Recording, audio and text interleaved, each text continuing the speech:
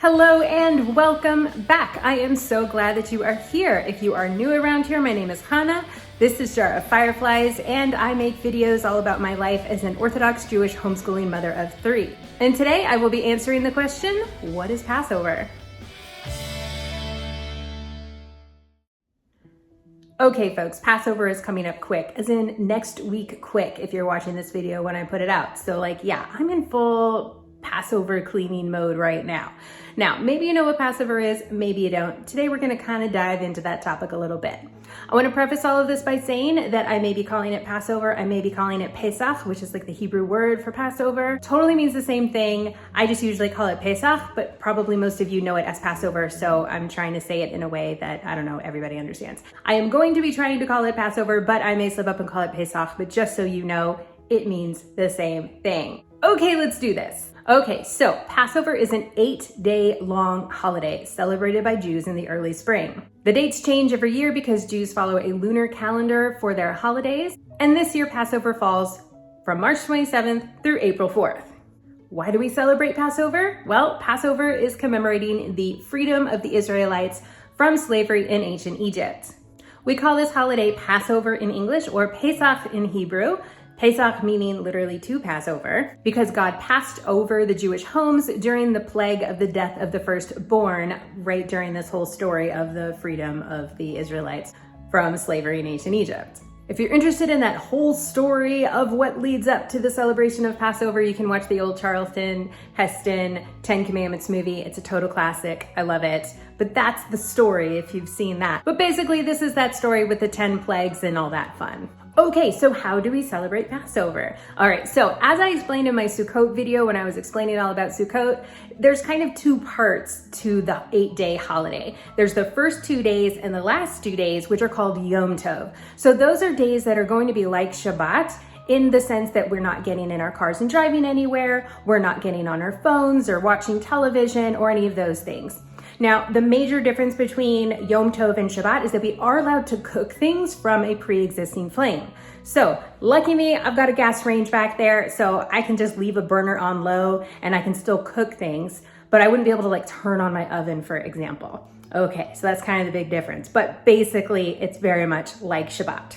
And this year is super fun because Passover starts directly after Shabbat. So we're going Shabbat, Passover, Passover. So it's a 3-day Yom Tov is what we call it, because it's basically 3 days of things like no driving, no TV, no phones, no any of that jazz. But we're busy and having fun the whole time, so it's all good. We're also lighting candles on those Yom Tov days the same way that we do for Shabbat. We just do a different blessing. Now, the 4 middle days between those first 2 days and the last 2 days of that 8-day holiday are called Chol Hamoed, and those are the intermediate days. Most work is permitted on those days. We can get in our cars, we can get on our phones, watch TV, whatever, it's all good on those days. Most people that I know take those days off of work, but if you need to go to work, you absolutely can on those days. During Chol Hamoed, it's very common to go take family day trips places. We've gone camping over Chol Hamoed before. I think we're planning to go ziplining or something this year. It's gonna be so much fun. Okay, now leading up to Shabbat, we've gotta clean our house like crazy because we cannot have leavened bread in our house.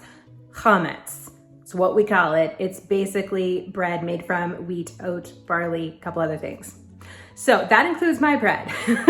Because my bread, being gluten-free, is still chametz because I still make it out of oats. So I have to clean my house very thoroughly and make sure that there isn't any bread floating around my house that we might accidentally pick up or own or anything like that. And then we sell any chametz, bread, crackers, that sort of thing that we still own. We can keep it at our house, we just sell it and buy it back after. Now you may think, how hard is it to clean your house for Passover? Not as hard as some people make it, but not as easy as you might think.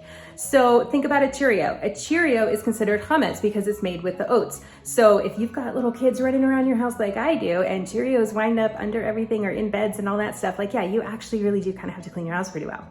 But for the most part, it's not like a deep spring cleaning. I don't need to clean on top of my bookshelf because there's not bread on top of my bookshelves. If there is, we've got bigger problems. I will tell you this one super funny story though. Right before Passover was starting one year, we were checking the house for hummus. It was this special little ceremony. I have a video of it from, I think last year. I will link to that in the description box below. But anyways, we're doing this ceremony, we're looking for the bread, and then my husband pulls out from between the refrigerator and the wall, like literally an entire piece of bread, a piece of French toast. Thank you, children. Yeah, literally an entire piece of French toast. So that was fun.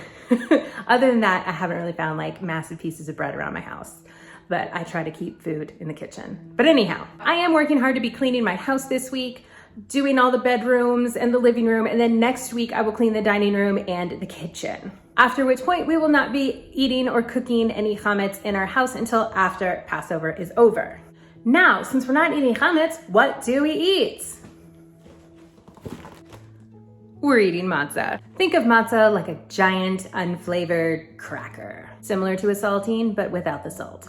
We eat these during the Seder. It's part of the Seder, so you definitely need to eat them then. And we eat them on Shabbat instead of bread so that we can still make our blessing over bread, but we do it over the matzah. And then many people continue to eat it throughout the week.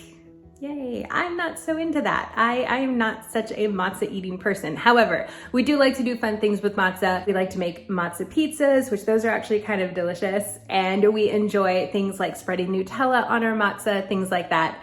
Side note, we are Sephardi for anybody who does not know. Ashkenaz tend to be much more stringent on Passover, and different streams of Orthodox Jews will be more stringent in some ways than others. For example, my mother-in-law and father-in-law coming from Morocco, they wouldn't use pretty much any spices over Passover. They also didn't eat rice. And I didn't know this when I married my husband. I just thought, hey, I'm marrying a Sephardi guy, I'll get to eat rice on Passover.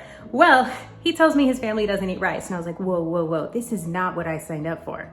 And then he goes on to explain that he actually could decide his first year of marriage whether or not he is going to eat rice on Passover. And I was like, well, of course we're going to eat rice. And he's like, well, I've never eaten it before. It's not like I'm really missing anything. And I'm like, no, we'll do this. And he's like, well, you have to check the rice. So he goes on to explain this whole checking rice process of like going practically grain by grain, checking each grain 3 times. And I was like, yeah, no problem, sign me up. And I have checked the rice every year since, nearly a decade. But that's cool because we get to eat rice on Passover.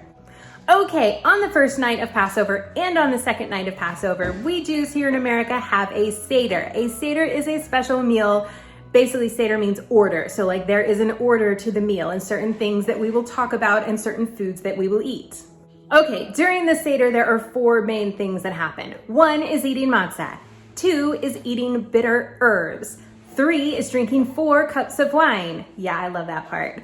And 4 is reading of the Haggadah. The Haggadah is basically a book that goes through the whole order of the Seder, particularly including the story of the Israelites' exodus from Egypt.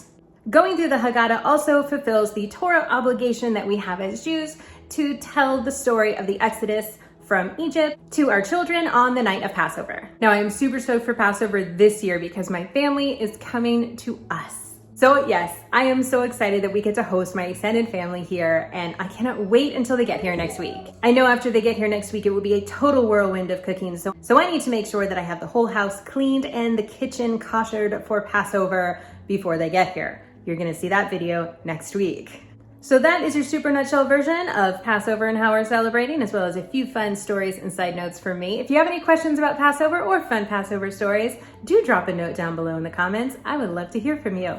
And of course, if you enjoyed this video, please hit that like button. And if you haven't already, go ahead and subscribe. I would love to see you here again. Thank you all so much. Have a great rest of your day, and I will see you in my next upload.